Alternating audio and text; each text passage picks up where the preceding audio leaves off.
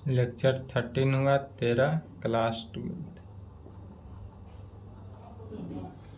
क्या चल रहा था? Application of derivative.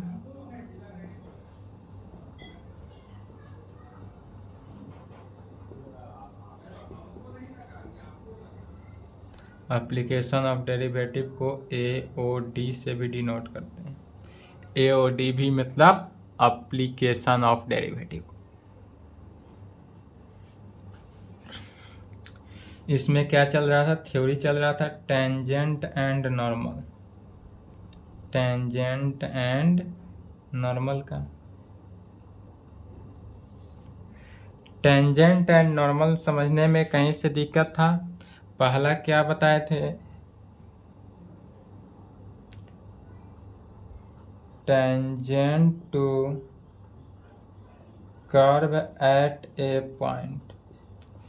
यदि किसी पॉइंट कर्व के पॉइंट पे, जैसे कि यह हुआ कर्व, यह क्या है? यह कोई कर्व है। यदि किसी कर्व के किसी पॉइंट पे कोई टेंजेंट इस प्रकार से खींचा गया है, यह क्या खींचा गया? टेंजेंट खींचा गया। तो यह हो गया हमारा टेंजेंट। या कर्व के किसी पॉइंट पर, पॉइंट का नाम दे देते हैं P, तो कर्व के किसी पॉइंट P पर टेंजेंट खींचा जाए, इसी को कहते हैं tangent to curve at a point. अर्थात यह हुआ कि यदि क्वेश्चन आपको इस प्रकार से दे कि यदि किसी कर्व के टेंजेंट, किसी कर्व के किसी पॉइंट पे टेंजेंट खींचा जाए तो उसका इक्वेशन, उसको किस प्रकार सॉल्व करेंगे?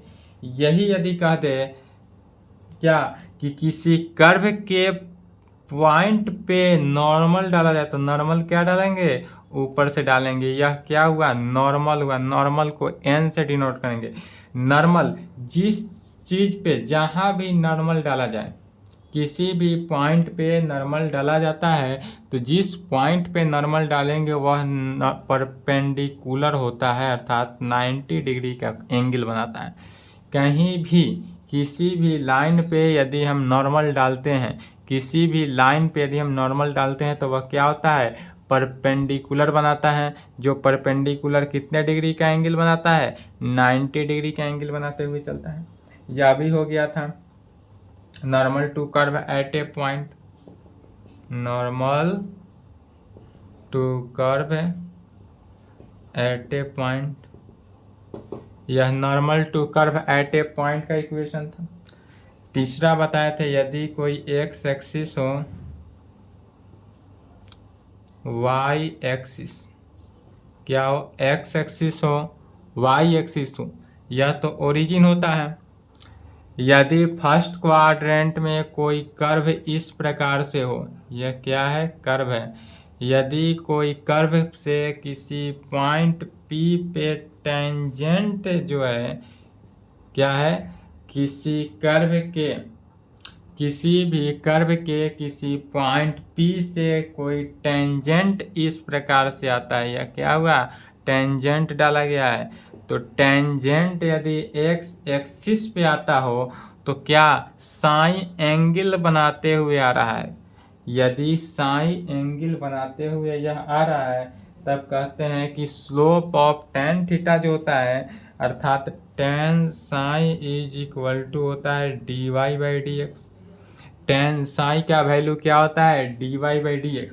इस कंडीशन में tan psi is equal to हो जाता है dy/dx, जिसको स्लोप ऑफ क्या कहते हैं? स्लोप ऑफ टेंजेंट कहा जाता है। यदि इसका नाम t दे देते हैं तो स्लोप ऑफ टेंजेंट pt पर, यह स्लोप जो है, यदि पूछा जाए स्लोप ऑफ टेंजेंट pt पर निकालने के लिए, तो क्या हुआ? Tan psi is equal to dy/dx। यदि इस प्रकार से हो तो tan psi is equal to dy/dx हो गया। यह तीसरा पॉइंट था। यह भी कह सकता है यदि टेन किसी कर्व के किसी पॉइंट पे टेंजेंट तो हो, और साथ साथ अगर P पॉइंट यहाँ है, इसी पे यहाँ भी अगर नॉर्मल डालें, ध्यान समझेंगे, यदि यहाँ भी कोई नॉर्मल n डाला गया, n नॉर्मल डाला गया, तो भी यह क्या है? P के परपेंडिकुलर है। तो परपेंडिकुलर होने के कंडीशन में यह भी 90 डिग्री का ही एंगल बनाएगा। परपेंडिकुलर जिस क्वांटिटी में हो वहाँ पे क्या होगा, ऑलवेज 90 डिग्री ही बनाएगा। तो यह भी हो गया था। अब देखते हैं कि यदि एक्स वाई कोई करेंट पॉइंट हो, यदि मान लेते हैं कोई यहाँ पर एक्स वाई है, क्या है, कोई एक्स वाई करेंट पॉइंट है, या क्या है, करेंट पॉइंट हो, या एनी पॉइंट हो, या कोई एनी पॉइंट मान लेते हैं, या एक्स वाई क्या है, कोई एनी पॉइंट है। The equation of a straight line passes through the point, अगर यह पॉइंट जो है किसी इक्वेशन से पास करते हुए x1 y1 किसी पॉइंट से पास करते हुए जा रहा है, तब उस पर स्लोप ऑफ m जो है वह किस प्रकार से हैविंग होगा उसको देखते हैं। ये सब तो हो गया था, रिवीजन है।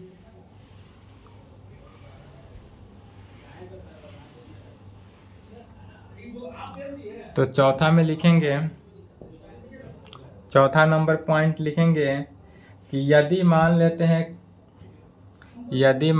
हैं यह कोई पॉइंट है, क्या है, यदि यह कोई पॉइंट P मान लेते हैं, यदि कोई point P x y coordinate बनाता है, एक्स वाई कोऑर्डिनेट से कोई पॉइंट P है, यह passes through a straight line, यह जो है किसी स्ट्रेट लाइन से पास करता है, यह कोई स्ट्रेट लाइन से पास करता है, जो कि इस स्ट्रेट लाइन को पास कर रहा है, और इसका वैल्यू दे देते हैं m, मान लेते हैं, या m पॉइंट पे क्या बनाएगा, x1 y1।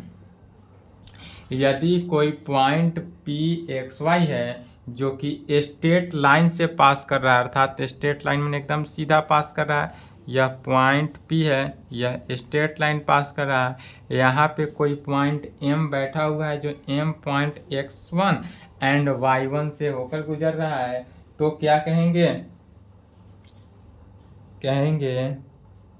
पहला नंबर में लिखेंगे इफ यदि x y be current point, क्या कहेंगे, इफ यदि x Y be current point, be the current point, या एनी पॉइंट भी कह सकते हैं, करेंट पॉइंट कहें या इसी को एनी पॉइंट भी बोला जाता है, तो या एनी पॉइंट कहें, then equation of a straight line passes through, then a straight line passes through the point, किस पॉइंट से पास कर रहा है, तो x1 y1 से कर रहा है, या x1 y1 point x1 y1 and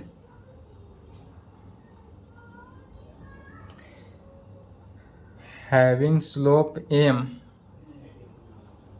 and having माने रखता है, क्या रखता है, तो स्लोप m, यदि यह स्लोप m को रखता है, having slope m is, तब हम क्या पाते हैं, यदि कहें कि इफ यदि x Y be the current point या any point, then equation of a straight line passes through the point x1 y1, यदि x1 y1 से कोई पास कर रहा है, एंड हैविंग स्लोप m, और यह स्लोप m को अपने पास रखता है, यदि यह स्लोप m को अपने पास रखता है, तो अगर इस प्रकार से क्वेश्चन आए तो इसका इक्वेशन क्या होता है, तो इस टाइप का इक्वेशन हो जाता है y माइनस y1, ध्यान देंगे y minus y1 is equal to slope of m into x minus x1, क्या हो जाएगा equation, y minus y1 is equal to slope of m into x minus x1। यही दूसरा नंबर यदि रहता point, मान लेते हैं कि दूसरा में कहेंगे इफ यदि कैपिटल X कैपिटल Y हो be the current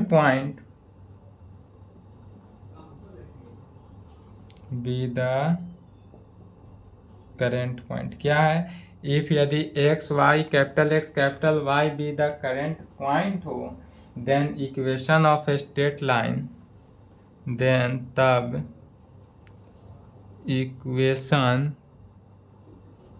of straight line passes through the, किस पॉइंट से पास कर रहा है, यदि XY पॉइंट से पास करता हो, line passes through the XY and having slope m, और अपने पास क्या रख रहा है, स्लोप m को रख रहा है, तब इसका इक्वेशन क्या होगा, तो इसका भी इक्वेशन हो जाएगा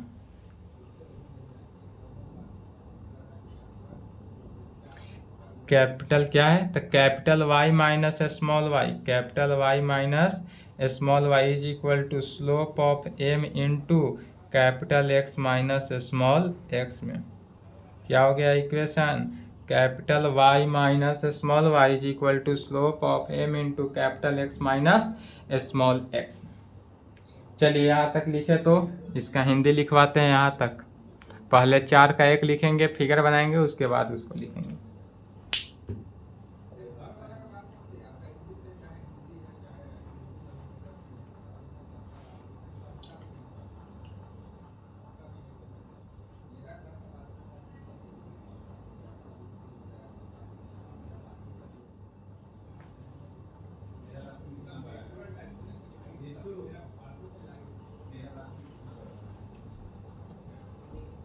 चलिए लिख रहे हैं, पहला का हिंदी लिखेंगे,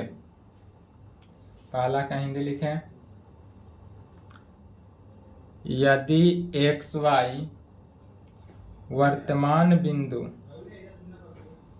यदि XY वर्तमान बिंदु या कोई भी बिंदु हो, तो सीधी रेखा के समीकरण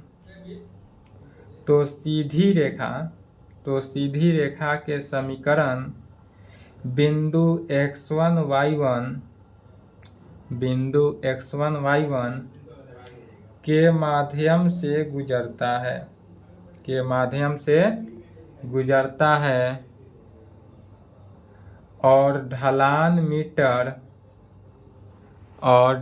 मीटर m है। स्लोप को हिंदी में बोलते हैं ढलान, तो वह ढलान मीटर m है। दूसरा का हिंदी लिखेंगे, यदि कैपिटल X कैपिटल Y वर्तमान बिंदु हो, तो सीधी रेखा के समीकरण बिंदु स्मॉल xy के माध्यम से गुजरता है और ढलान मीटर m है,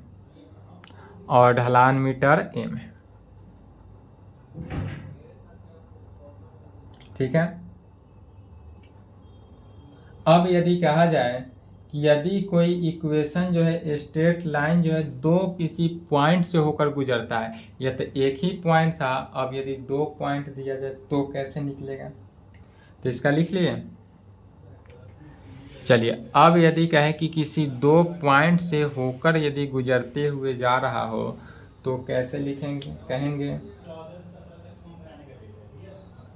5 का पहला में लिखेंगे, the equation of straight line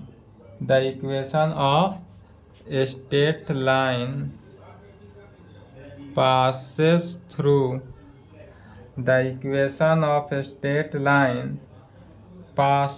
through two given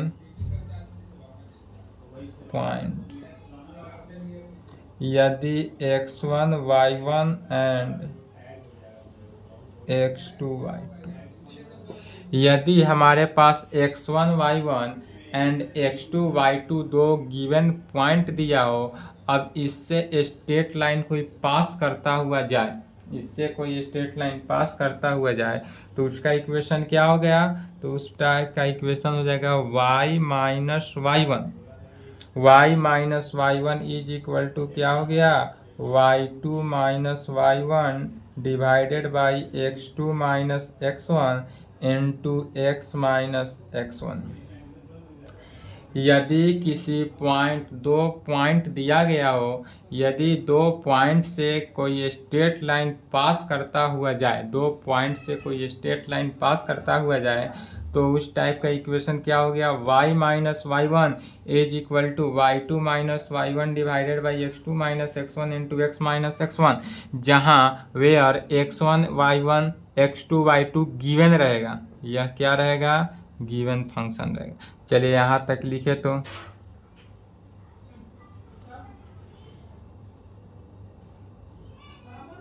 where जहाँ x y is the current point on the line,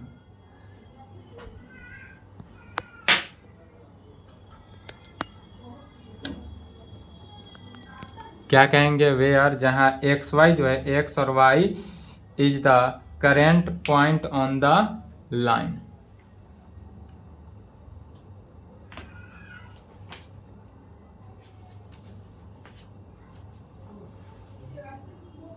चलिए इसका हिंदी लिखेंगे।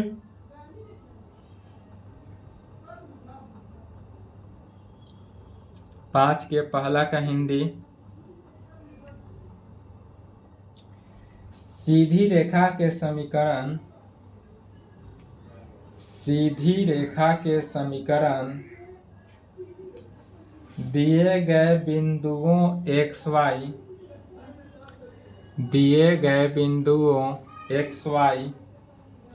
और दिए गए बिंदुओं x1 y1 और x2 y2 लिखेंगे, x1 y1 और x2 y2 और x y के माध्यम से गुजरता है, और x y के माध्यम से गुजरता है। एक बार और मिला लेंगे, सीधी रेखा के समीकरण दिए गए बिंदुओं x1 y1 और x2 y2 और x y के माध्यम से गुजरता है, जहाँ एक्स वाई वर्तमान बिंदु है लाइन का, जहाँ एक्स वाई वर्तमान बिंदु है लाइन का। ठीक है, अब कहेंगे इसी को यदि capital X and capital Y के सहारा देखेंगे,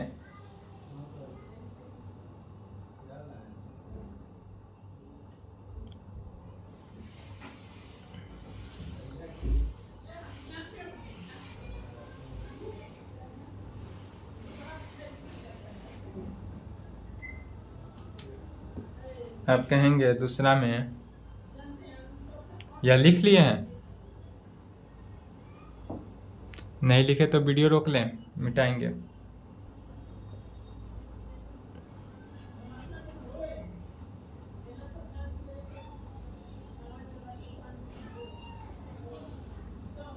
क्या कहेंगे, इफ यदि capital X capital Y is the current point हो, then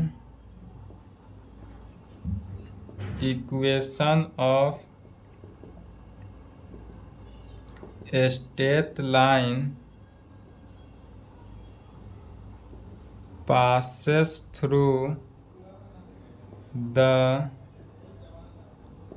point xy and x1 y1 क्या हो, यदि if capital X capital Y is the current point then equation of a straight line passes through the point xy and x1 y1 is, तब इस type का equation क्या बनाएगा, capital Y minus small y is equal to y1 minus y divided by x1 minus x into capital X minus small x में। इस type का equation यह बनाएगा, या इसी को इस प्रकार से भी लिख सकते हैं, capital Y minus small y is equal to y minus y1 divided by x minus x1 into capital X minus small x में। क्या होगा, तो y capital Y minus small y is equal to y minus y1 divided by x minus x1 into capital X minus small x में। चलिए यहाँ तक लिखे, उसके आगे हिंदी लिखवाते हैं। लिखे तो